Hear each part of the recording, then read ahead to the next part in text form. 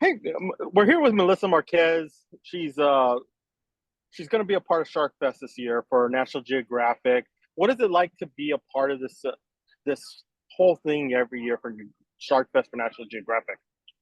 Oh, it's an absolute honor to be part of the Nat Geo family in this sort of way. I grew up watching these shows, so it's a bit full circle of me going from being a watcher to actually being a participator in this sort of event every year. So yeah, absolute honor. And it's cool that you're featured in Ocean Explorers for Nat Geo. Yeah. What is that? What was that like to be? I mean, James Cameron is behind that, so it has to be an awesome honor to be a part of that show.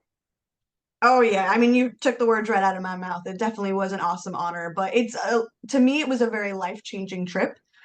So I'm really excited for the viewers to get to see what we got to experience, or at least a fraction of it, from their TV sets, because there's stuff that we got to do and be a part of and get to observe that's never been seen before in science, and it's just absolutely mind-blowing. So when you're a part of a show like this and you're actually doing things that nobody's really seen before, the audience is getting it for the first time, how how important is it for the accuracy and to make sure that everything is going and you're really bringing everything that you've seen that you've studied to the television screen? Yeah, I mean, look, scientific accuracy is always a really important tenet of science in general. And so, of course, working with professionals, we all have the highest ethics and integrity when we go about doing things. Doing things for the first time, there is definitely a lot of trial and error. Of course, we've got the ethics and past Mhm. methods in the back of our heads, but sometimes you kind of have to say, all right, well, you know what, we're going to try something new and see how this ends up working. So yeah, there's a bit of trial and error for some of the stuff that we end up doing. But more often than not, I mean, you've got a show that is lined up with people from all over the world working to answer questions about our ocean in a way that hasn't been done before. So I think that's really, really exciting for people to see kind of unfold in front of them. Exactly. And you're in Australia right now, I believe, correct? Yeah. So it's a great time to ask you, like, what are you seeing when you're exploring the oceans down there, especially when it comes to climate change and what's going on with our environment today on this planet? Yeah, well, I mean, it's not just relegated to just Australia. I mean, we're seeing changes from climate change in our oceans all over the world. Animals starting to be seen outside of their normal range or what's been historically their normal range, um, both predator and prey. In regards to that, seeing actual genetic changes for some of these animals in their response to climate change, of course, seeing the habitats themselves change, which then in turn would change the behavior of the animals. So, yeah, a lot of people think that for climate change, it's just one little isolated thing here or there. But really, if you think about it, our ocean connects the entire planet together. So, what happens in one area is going to impact other areas, which is why it's so important that we put so much effort into studying this and, of course, slowing it down and hopefully one day stopping it because it's impacting all of us. And I think that's where Shark Fest is so important. This whole month that National Geographic just dedicates to this is so important, especially from what we're seeing in the East Coast in Florida, with shark Yeah. attacks happening in the East Coast, and we're seeing sharks come closer on the West Coast, which is common because it's usually normal water here in the Pacific too. Uh, what what are you hoping people take out of this? Because now that it's coming closer to their where their habitat is, and sometimes you don't have the understanding that they're more scared of us than they are as much as we're scared of them. Yeah, I It's mean, like, look, the oh, sorry. oh no, continue, because this is it's definitely something that's plaguing everybody right now, and for everybody Yeah. who's going to see this, is going to help them a lot to understand why this is occurring.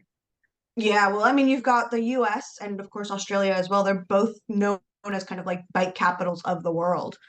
So I think the relationship that people have between sharks and people is really important. And that's why shows like the ones that I'm on this year for Shark Fest are so important because they take these events that happen and that get convoluted when they are being talked about in the media, and they get demonized, they get just the headlines that you end up seeing of like, monster shark attacks human, human killer goes, there's this whole entire ethos that kind of gets built up around the sharks and shark attacks.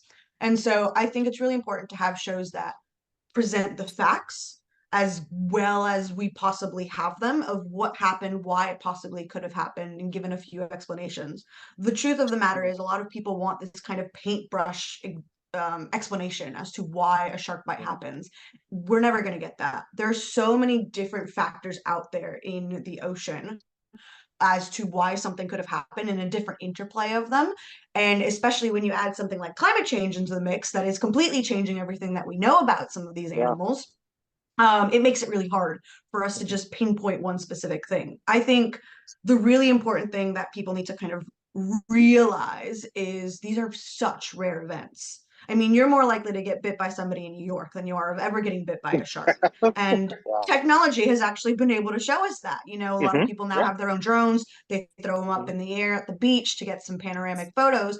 And you see so many peaceful interactions between people, with people out on the beach enjoying themselves, completely unaware there's actually a shark nearby that's patrolling the area or swimming by, does not care for you whatsoever. So these are such rare events, but because they're so scary and the media loves kind of picking up on that and then blasting it into something and feeding into that fear, then it kind of becomes more of a problem. And so I think shows that really take that science behind the event are so important in educating people, and hopefully maybe not making it so people aren't afraid of sharks, but at least respecting them, and realizing we need to coexist with these animals. They've been around for millions of years. They're not going anywhere, hopefully. Yeah. Yeah. So If they do we go need somewhere, to learn. we're in big trouble. If they do go Exactly. Like, anywhere. look, I can understand if you start freaking out if you see a shark in your local like grocery checkout, taking out the tuna and the salmon, freak out then. But if Yeah. they're in the beach, that's their home. Like, Yeah, exactly. Exactly. And that's where shows like Ocean Explorers needs to be there, because it helps not only give a light towards you, the scientist, and be able to see what it's like. Because I think for younger children, to see what they do, especially Latinos yeah. in the science realm, and to see other Latinos in the science realm, really does help to create that next generation of a youth who've done so Yeah, well in well, this business. you necesitamos esa representación. You need Mm-hmm. people from diverse backgrounds so people can relate to them. Yeah. Anytime that I saw a Latino on the TV, I instantly related to them because I was like, awesome. They know where I come from. They might have similar points of views or similar life experiences. They get me. And Yeah. so the really wonderful thing that I love about Nat Geo, not just for Sharkfest, but Ocean Explorers, is that you've got this kind of diverse cast that you can latch on to people. And of course, it's not just cultural and ethnics or anything like that. Yeah. Of course, it's just people's personalities that you kind of latch to as well. Mm-hmm. But that representation means so much because it allows people to then be like, hey, if the Boricua from the really small island can do it, I can do it, and I can go after Yeah. that dream as well. Mm-hmm.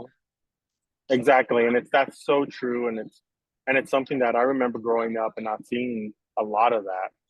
When because I'm in the science. I went to a science high school, and I Mhm. see the science realm and the way it's changed, and I'm so proud to see the diversity now, where it wasn't when I was growing up, and it's great to see that, because we need that, especially with Ocean Explorers coming out and with everything that they're touching upon, and to feature you is just awesome. Like, it makes me proud to see Latino scientists and then exploring the oceans, because it's just something that I had never experienced when I was in East LA, and it's great to see you a part of this.